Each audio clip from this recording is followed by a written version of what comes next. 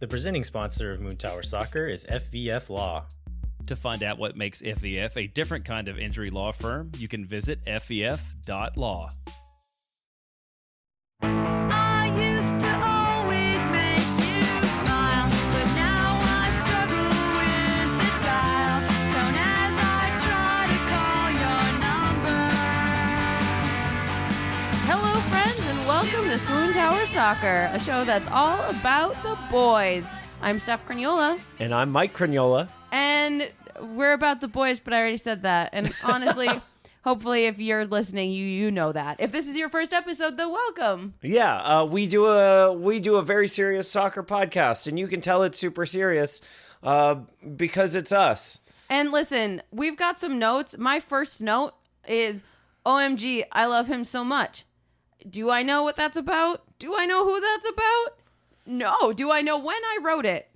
My favorite thing is the comment that you left after you left the note that just says, WTF could this possibly be about? Ah ha ha ha ha ha. Ah ha ha ha ha ha ha. Yeah, so you can tell we're a very professional, very well-manufactured show. We are recording this immediately after the RSL game at home on the 14th of September. Last night, it's Wednesday. Just ignore dates. The time that this was happening. So today we are gently covering the last 2 weeks of matches, mostly covering tonight. Yeah. We are going to hit our match scots of the match, Isabel and Effie. We are going to go quickly through Portland, Nashville, and Seattle, more heavily through RSL. We're going to get to our Swoontower Celly ratings, our fit checks, our social media standouts, and we've got some listener questions. To wrap it all out, we've got the man of my jersey. Let's do this, Steph. First off, we've got two match scots because technically this Portland match fell in the kind of 2-week cycle that our previous Swoontower would have covered. Oh, that's right. But we went to Dragon Con instead. And so we left from the match, after the match,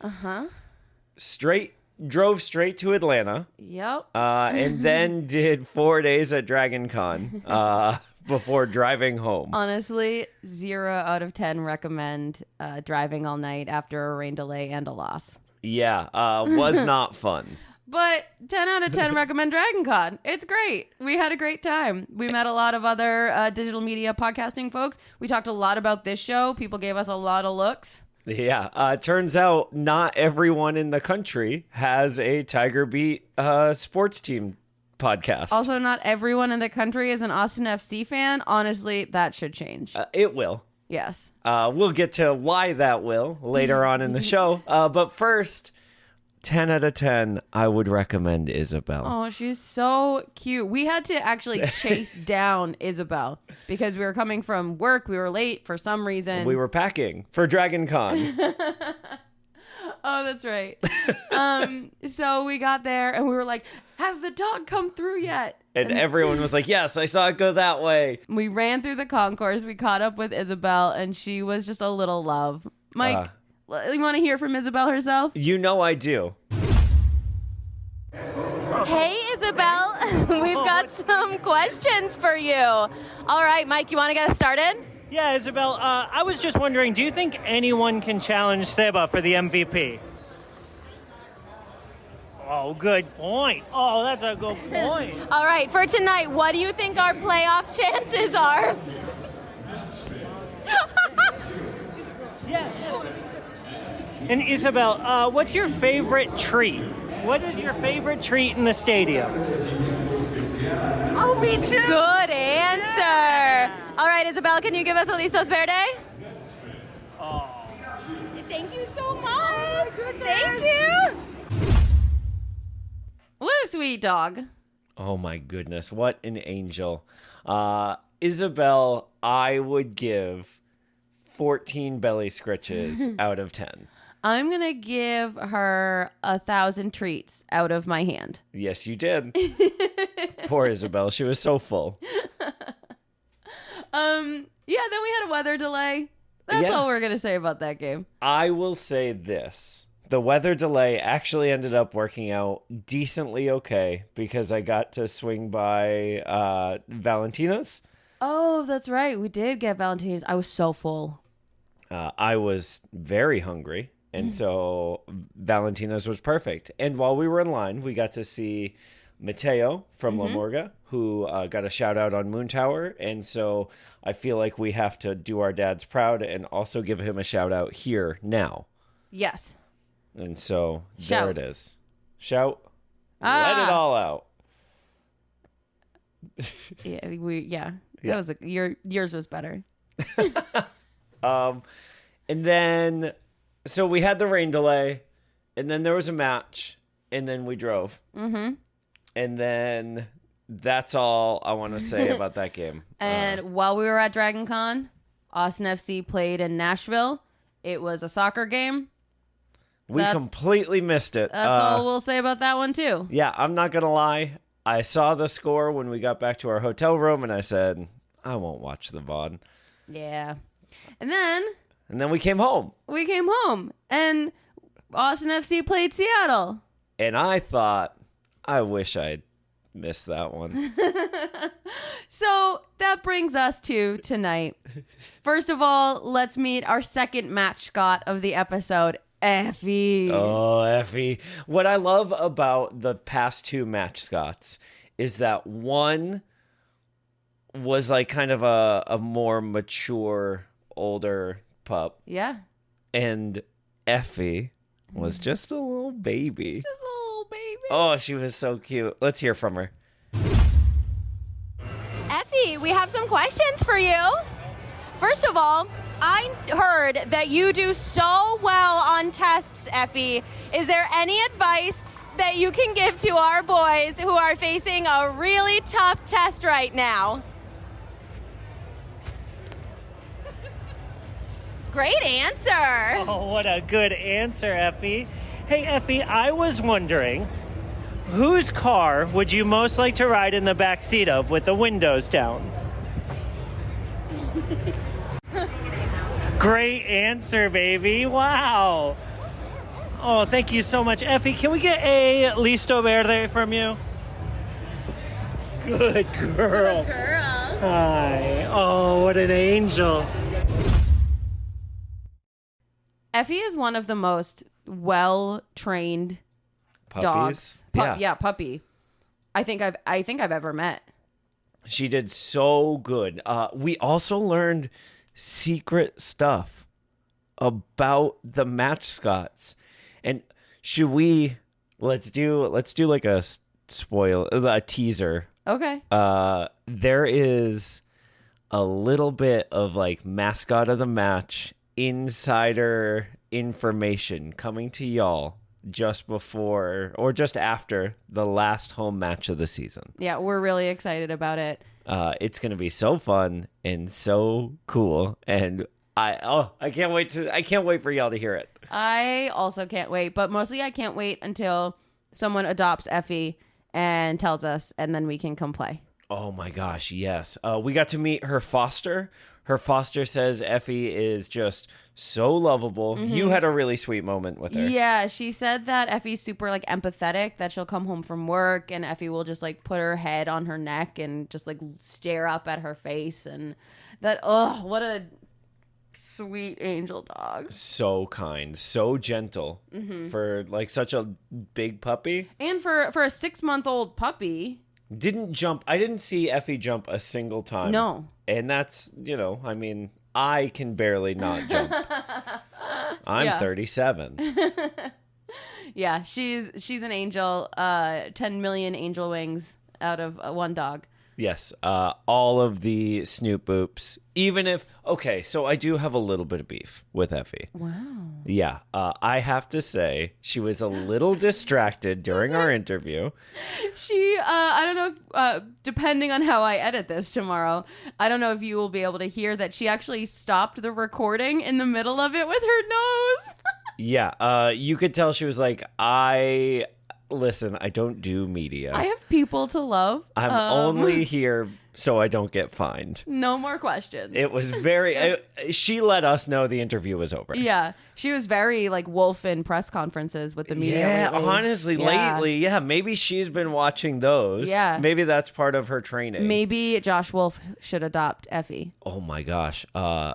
Start that hashtag Twitter campaign. Yeah.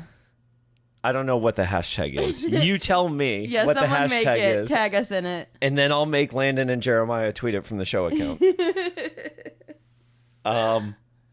But she was amazing, even Yeah, if she we doesn't love like her. talking on the phone. Please adopt both of these dogs, all of the dogs. Adopt a dog today. Yeah, if you don't have a dog, you should adopt one. If you already have a dog and they can have other dogs around, you should adopt another one. Even if you're like, I'm allergic to dogs, same. Yeah, But I have one, and he's cute, and I get shots. it's so worth it. It's so worth it.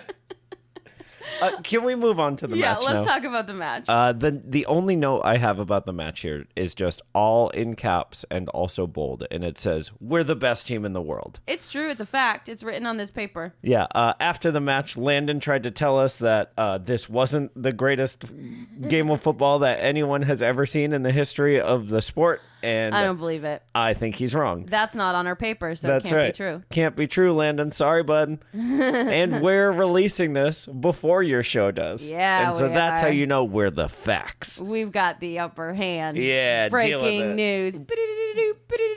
We're the best team in the world. More at 10. Honestly, I don't know what there is to say about this match besides my Shakespearean reputation was on the line, and I'm glad I got some dignity back after we lost to RSL in May. Yeah, I think the thing that I have to say about this match is that we had a whole section on hashtag ShortsWatch, which was great. We had some really good moments in the pregame when we discovered that Rigoni was warming up with all the starters before the lineup came out. That was Yes. pretty fun. Yes. We got some pretty good mint kit at home-ness, Yeah. you know? Yeah. It's been a while for that. Yeah, you can really see the sweat up close at home. I will say that I prefer the shorts and the short fit on the mint kits to the standard black and verde negro kits. Yeah, I think that's fair. And I think it's really what our boys do with them that sets them apart. Do you want to talk about that a little bit? Yeah, I want to talk about that a little bit because Musa Jite came out and his shorts were Diego level short. Well, so one of the things that one of the listeners to the show and one of our friends told us is that they kept getting shorter the more goals he scored. So like the first goal, they were kind of short. And then all of a sudden one leg went up very high. Yeah, it did. And then he scored a second goal and the other leg also went up very high. And then he scored the third goal and, And it was diaper action by then. honestly, it was mint diaper, and I can't blame him. No. If I had legs like that, it would be in my contract that I can wear my shorts like that anywhere I go. It was just so. I mean, do you want to just go right into the Celly ratings? Because Yes. that's pretty much what we're talking about. Yeah, we may as well, because the 3 goals that we had in this RSL match, and honestly, In the All- last 2 weeks. in the last 2 weeks, the only other goal we had was the one in the Portland match, and Yeah, we there didn't was even get no- a celebration for it because we were so far behind. Right. So, the 3 celebrations that we can talk about over the last 2 weeks. First one, Musa Jite scores an absolute banger of a goal off a beautiful Diego assist. Yeah. And then he just like puts his finger to his head. Just looks into the crowd, walks pretty decently slowly toward the crowd, Yeah. puts his finger up. to the side of his dome. I guess maybe like now that you're doing it, now that we're like playing it back, like maybe it's like a smart thing. Like I'm very intelligent. Like I knew to make that run. Yeah. I don't know. I'm going to give it a 6 out of 10. 9.5. Easy. Okay. The second one though, Yep. I'm going to give a 7 out of 10. This Because- is an improvement. Why? Yeah, because he did the same thing. He put his finger to his head, but my man Julio Cascante ran over from the bench to jump on his back and celebrate with him. And that makes it a 7 for me. The addition of Julio makes anything better. I realized that part of why you're giving this celebration, the first goal celebration, such a low score is that you've forgotten the secret handshake that him and Romagna did together walking away from goal. Oh, I thought that was on the second one. They did like a hip bump. So the first goal, they did like a whole secret handshake with like high fives and like What? No, I like an up and a completely- down, like a high five, a low five, they and then like didn't. another one, and then a hip check. I feel like I would have seen that. Honest, I swear to God, it happened. Send me a video. Someone send me a video. Yes, immediately. honestly, send that over. It is, mwah. It is incredible. Yeah, I need to see it for science. The second goal, I also gave a 9.5. And the reason for this one having a 9.5 is the swagger. He hits that ball on the volley, and he's turning and strutting away before it's even in, it feels like. He knows it's going in. He just, oh, so cool. Like, everything about it was so sick. He just, like, you could tell at that point, like, oh, he's scoring a third. Yeah, and he kept that swagger through the entire end of the match, and it was so nice to see because he's such a sweet baby angel, and like, I just want to see him happy, you know? Yeah. He's always celebrating other people. Yeah. Like, he's always got such a big smile. He's always giving hugs and high fives. Before the match, when he was walking over to hang out with the other subs, he had his arm around Teen Wolf, and he's Yeah. like pulling him in close, and like they're goofing around. Like, it's just so sweet. So cute. He's so sweet. And then he's rewarded. 10 out of 10. third goal, 10 out of 10, jumping into the crowd. Yep. The way he like leapt like a hurdler over the barrier. My favorite thing about that is, remember when Cascante tried to jump into the crowd and caught his foot? And so, like, Gite doing it successfully, even though he's got to have, 30 pounds on Julio? I mean, at least Like- he's like solid muscle. That and- man is well, like yes. is insanely built. But here he goes, up and over, no problem. It was incredible. Runs in, all the hugs, and, like, also just, what a guy to get our first hat trick. Yeah. Like, just Yeah. so cool. What a redemption story. So Unexpected. sick. Totally unexpected, especially as a sub. And so well deserved. Yeah. Yeah. I love it. I love it for him. He's Yes. amazing. We love you, Musa Gite. I give this one a 9.5 out of 10. All right, let's head on over to our fit checks for both of our home games. So against Portland on the 31st. Is that when that was? I don't know. remember. Against then- Portland forever ago. Yeah, and then tonight, I'm gonna start with my first note, Okay. which I've never seen a shirt I love more than Sebastian Driussi's plain white T-shirt with black text that says "Outfit came from Italy." Like, just small font across his chest, and he's just so like chill about it. It's the best. It's I love it so much. What baffles me about this shirt is I cannot tell if it's a short sleeve shirt, if it's a long sleeve shirt, if it's a baseball tee. Like, how? Yeah, it's like baseball tee length, isn't it? Almost, but it's not, because it goes only to the elbow. Like, it's the weirdest cut shirt I've ever seen. Babe, it came from Italy. I guess. I mean, What else do you need to know? where else would it come from? Yeah. Yeah. I love it. It's my favorite shirt anyone's ever worn. My favorite shirt of this week goes to Danny Houston. I am a sucker for a flannel, especially a flannel with the sleeves rolled up. That tracks. Like that. I don't know. There's just something that looks so cool.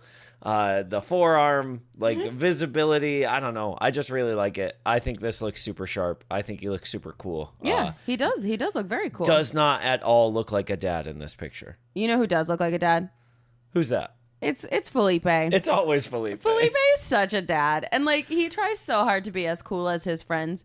Dad at a barbecue. But he I'm just saying. He's the asados going, you know, like that's his whole thing. He's the dad that all the moms gossip about and try to hang out with. Yes. And like he's definitely like he takes his kids to the pool and the moms are like, "Oh, hey Felipe." The moms are looking at their kids, they're like, Hey, Rebecca, Go swim near Felipe's kids. Yeah, go make friends with that kid over there for no reason whatsoever. Also ask their dad what he's doing later. I love Felipe so much. But he did, especially in this picture. And especially because like the 3 buttons undone is just like classic hot dad move. Sure. What I like too is that continuing on to the match tonight, the RSL match on Twitter, Austin FC posted more fits that are different from their Instagram fits. Hey, how dad does Felipe look in them? You know how dad Felipe looks in them. He looks like a dad. On a scale of like 0 to dad. Dad. Yeah. And it's not even like I hate this is the negativity that he's talking about in the press. Like it's not even daddy, it's dad. No, it's just a dad. My favorite thing is that he has worn this shirt so many times. So many times. And this you know what? season. That's cool. Like dads have wardrobes. Dads have closets. Great. Yeah, dads have a uniform. This is Felipe's dad uniform. I feel bad because the photo that they took for his outfit check is him and Emiliano Rigoni next to each other. And Rigoni is like one stair up and already a foot taller than him. Yeah, it's like... Felipe, if you're listening, I know I told you to listen to Swoontower so that you would hear all the positivity. You're very handsome and we love you. And also look at Rigoni. Rigoni's shirt is so sick. Tonight I said to Mike, hey, how is, because it was in the first half, so everything was down at the other end where I can't see anything. And I said, hey, how is Evil Jafar doing? And then I was like, wait, that's redundant. How's Sexy Jafar doing? And I said, that's also redundant. It is remarkable how much Rigoni looks like Jafar. Someone in Los Verdes, the supporters group, said it in the Slack, in like a Slack channel that they have, the Handsome Boys Football Modeling Club. Shout out to y'all. And oh my goodness, if he isn't carrying around a snake wand or whatever, staff, yeah. It's okay, Rigoni. Holler at us. I have one from when I went to see Aladdin on Ice when I was like 13. You can borrow it. I don't mind. I just think it completes the look, man. The look is great. I'm gonna give the look a B, and it's only because of his shoes. I hate his shoes. The rest of his outfit is like A++. Then the shoes just kill it for me. They look like my niece's toddler sneakers. That's mean. Well, they do. I bet they're super expensive. I have no idea what they are. But like the Velcro over the massive Velcro over the top looks like things I don't know what they are.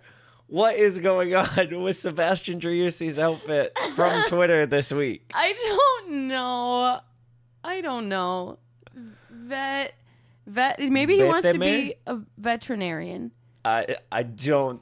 Maybe he got a new Vitamix. Maybe. I also really don't love his clam diggers. I wish I were cool enough to pull them off so I can't talk trash on them.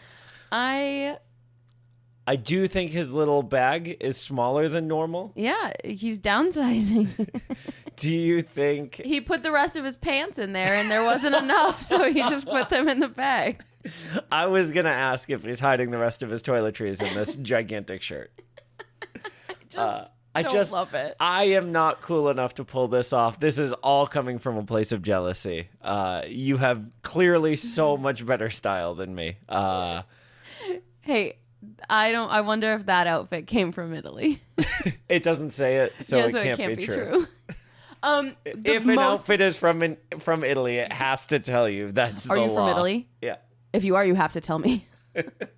I want to close out this fit check segment with the best move of the week, and that is Diego's hair. Yeah, it's so good. So for the last couple of weeks, he's had like the hair he was born with, and That looks good. I liked Diego with dark hair. it's fine, but like it's not.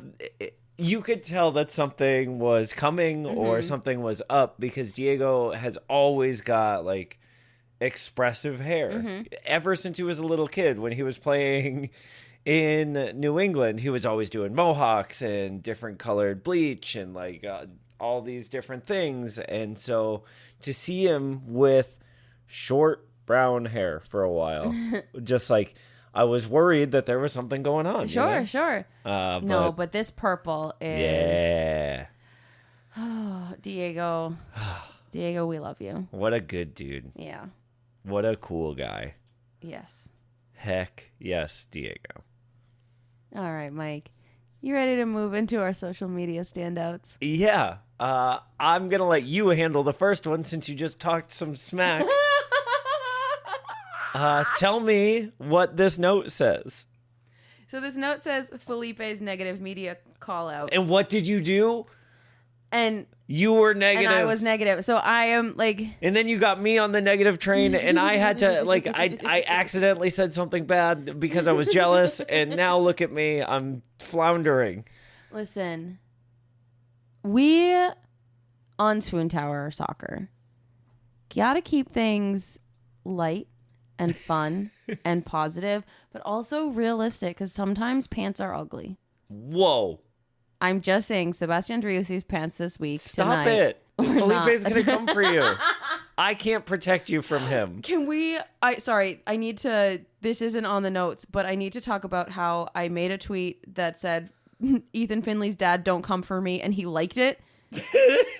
Ethan Finley's dad liked a tweet. I didn't even tag. No one was tagged in it. I didn't hashtag. I made it as unfindable as possible, which means Ethan Finley's dad Twitter searches Ethan Finley. Or he's got alerts set up. Yeah, or that.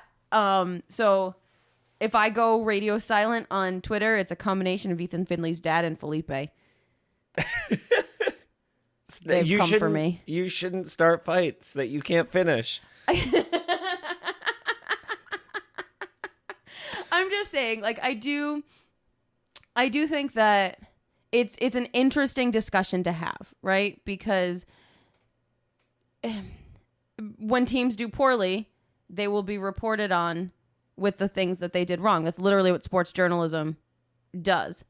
And the whole Austin vibe, like the second someone says something negative about Austin FC, I'm like, don't you come for my team. Even if they're fans and they're frustrated that we lost 3 games in a row. Even when they're right. That's what I'm trying to say. And I'm not saying it well, but like, even when they're right to express their frustration, I'm like, we're the best team in the world. What are you talking about? We're the best team in the world. How could you have a moment of doubt? And look who was rewarded tonight, baby. So yeah, I just think I do think it's a really interesting conversation to have. Yeah, at what point is factual reporting being negative versus like the stuff growing up in Boston, right? We would read negative media all the time around our sports teams. And so I was caught off guard by the comment from the team this week, because I have felt like generally folks haven't been negative. Right. And it's definitely not the negativity that we're used to from New England. Right. Because that is like next level. Yeah. Even when they're winning, there's gonna be something wrong. Yeah. So I thought it was a strange moment in our burgeoning club history here. Yeah, I don't have any answers for it. I just think it's an interesting conversation to have. Yeah, I think it's fun to talk about. And Especially I've got some suggestions. Most of them involve inviting Steph and I to the press conferences. Yes. So that we can be the good guys in the room. Yeah. We'll ask all the nice questions. Yeah, we will. Josh and Wolf is going to love us. I don't think he is will. going to love us. He's not going to know what to do with us, but he's going to love it. Speaking of loving and not knowing what to do with it. Oh, geez. This next note is Brad Stuver on Twitch. And I know that we have two different aspects of this that we want to talk about. Yeah. So, Why don't you? I just talked about Felipe for probably too long. So all right. Why don't you start? I want to talk about Brad Stuver hosting a watch party for the U.S. women's national team, which was the cutest, most fun thing. He's hanging out in chat with people as we're all watching the game and then taking questions about the game or like giving his comments and stuff like that. And so I asked him the important journalistic questions. I said, Brad, given that you've owned Chicharito in the two penalties that he's taken against you, who would you least want to face from the U.S. women's team for a PK? And he was like, oh, hands down, Alex Morgan. Just like right away. He knew. He was like, I don't think she's ever missed a PK. Yeah. Which, like, his record is pretty good. But hers is better. Yeah. Amazing. And so I thought that was a really fun moment. And then also, I wanted to know from Brad, given that he's played in a few different places, like, what is your take on the breadth of coverage, both from inside the club and media and fan media?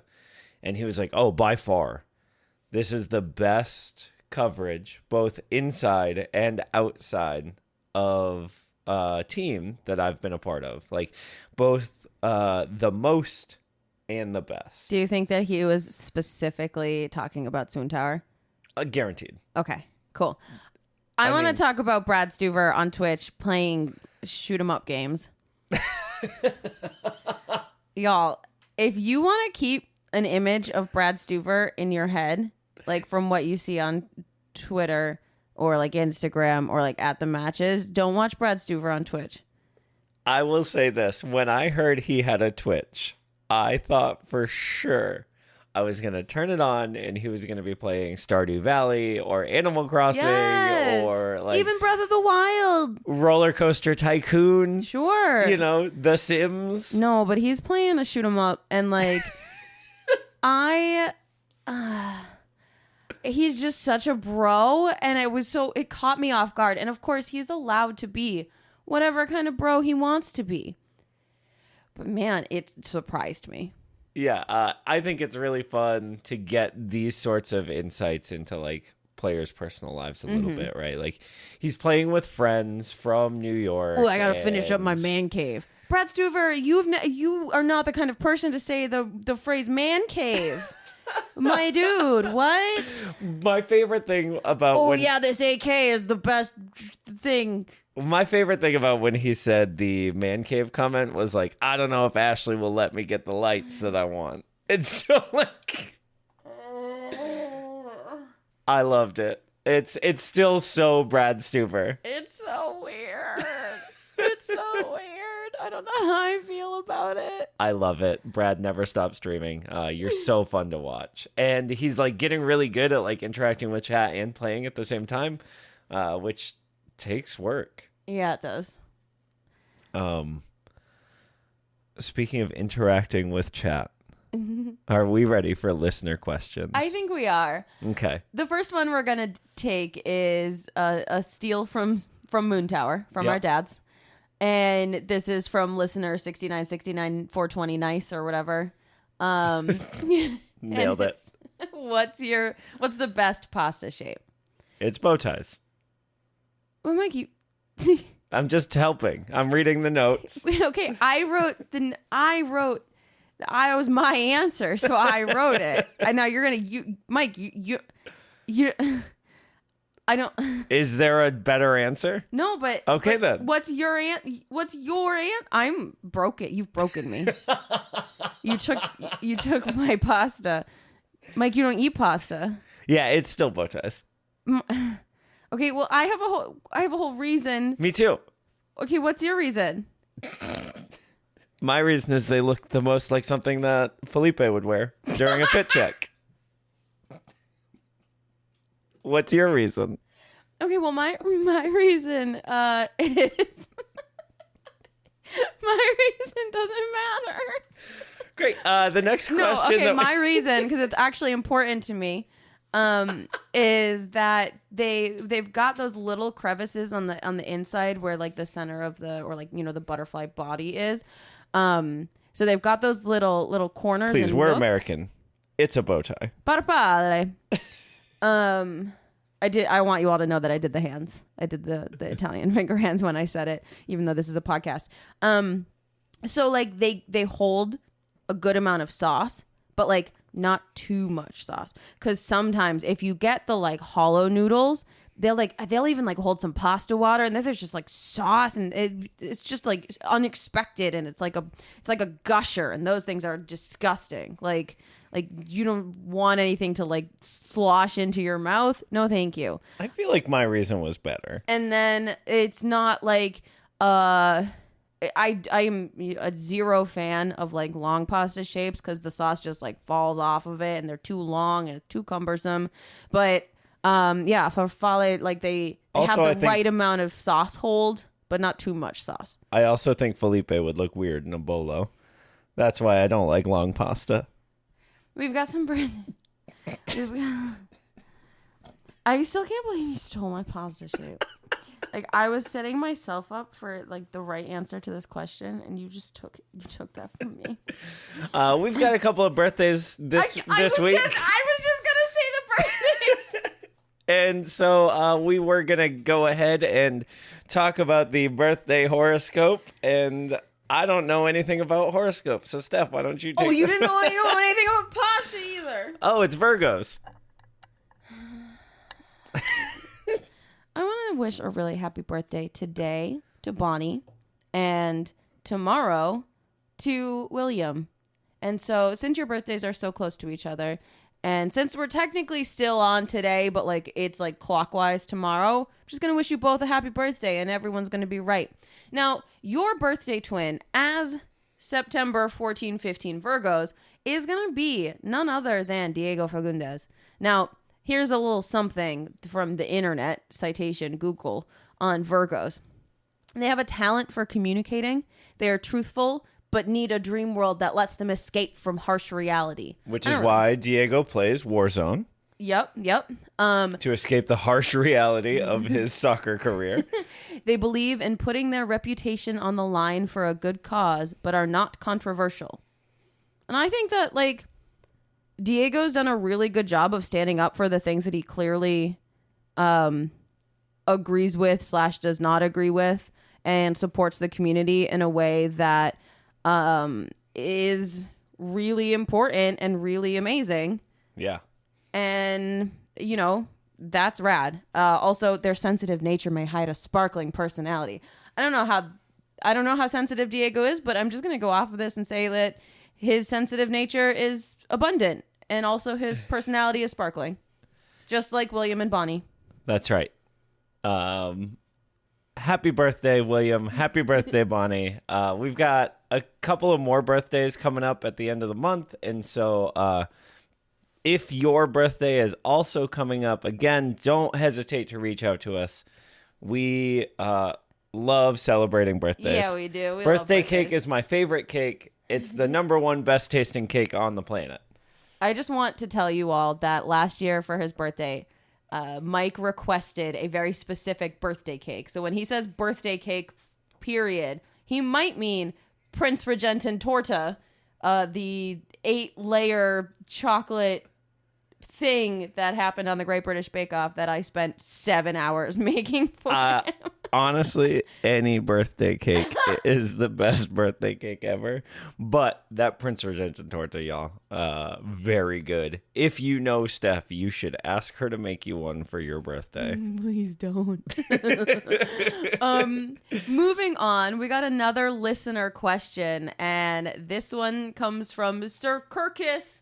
Sir Quirkus? How do you pronounce it? When I read it as Quirkus. All right, Sir Quirkus.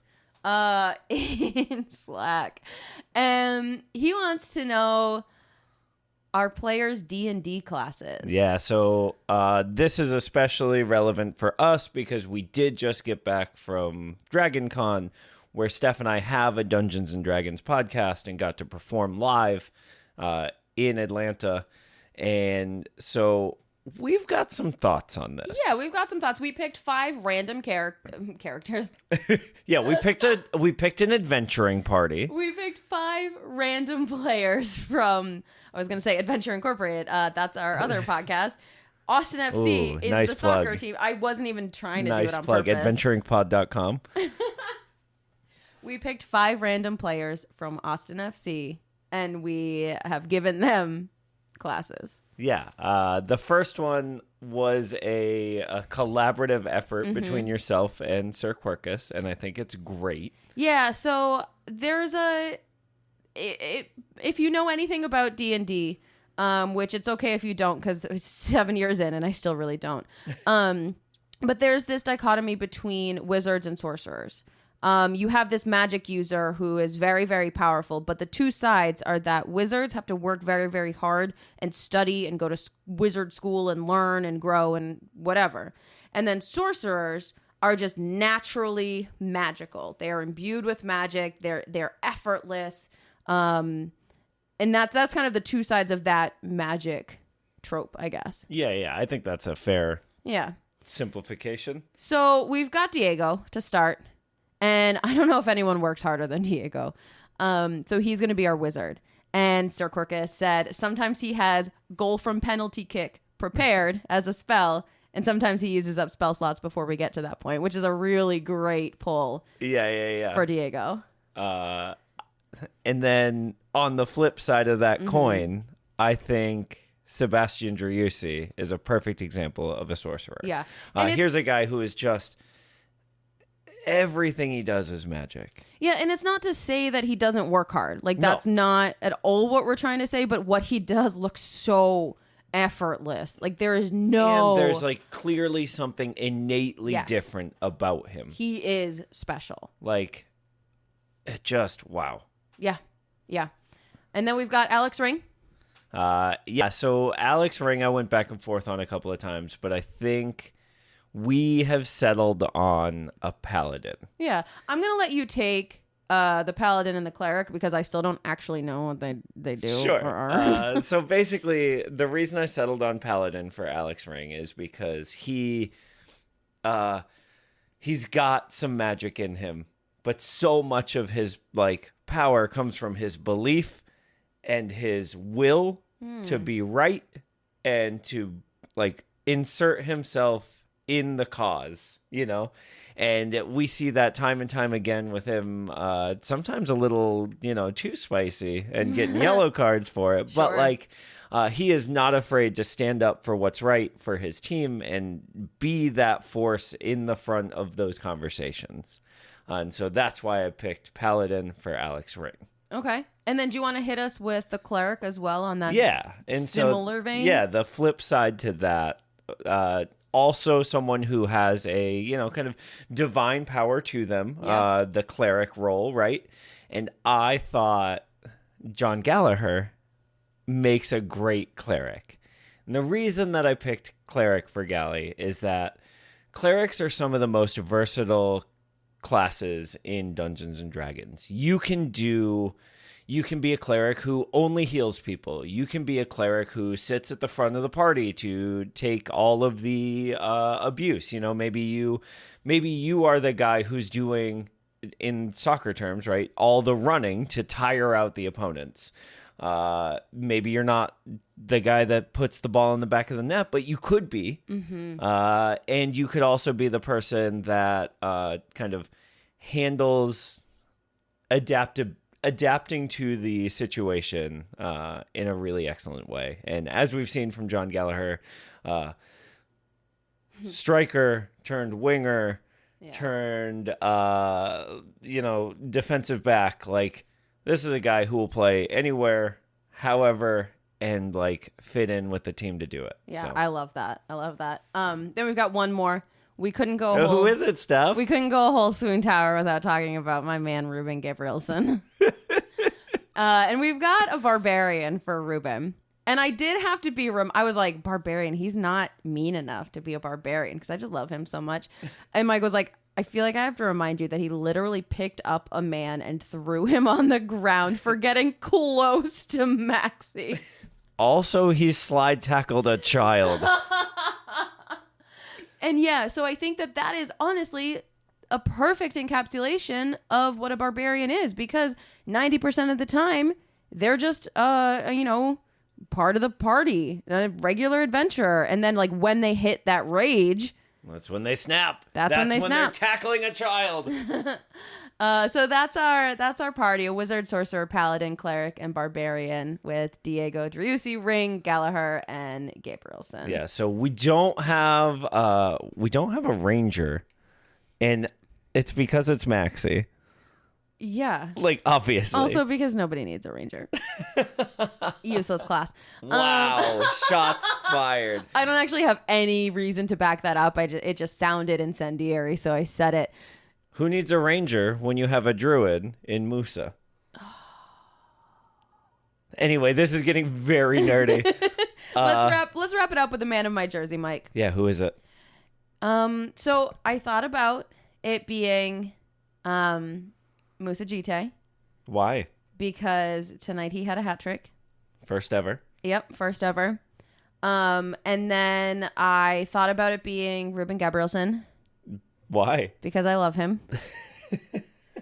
And I am going to give this Swoontower cycle man of my jersey to Brad Stuber, because it's obviously tonight was all Musa, right? Like, there was a massive it's our first ever hat trick. How can you not celebrate that? But we also had a clean sheet, and there were some really massive saves that Stuver made. Yeah.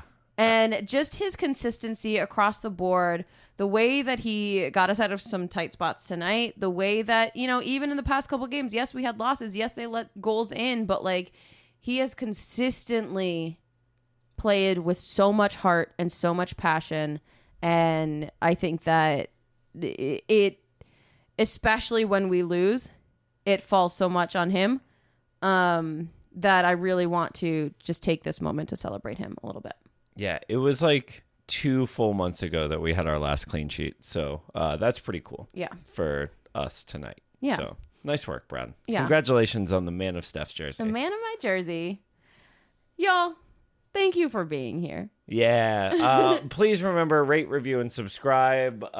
Do all the things. Tell all your friends. Tell your mom. Tell your moms. Tell your dads. Tell anyone who will listen to you. Tell people who won't listen to you. Just get the word out. Share the show. Also, I listen to Moontower too. They're really good. Yeah, they're great. And they make the show enjoyable for people like us. Yeah. Whatever that means. Thank you all for being here, and we'll see you next time.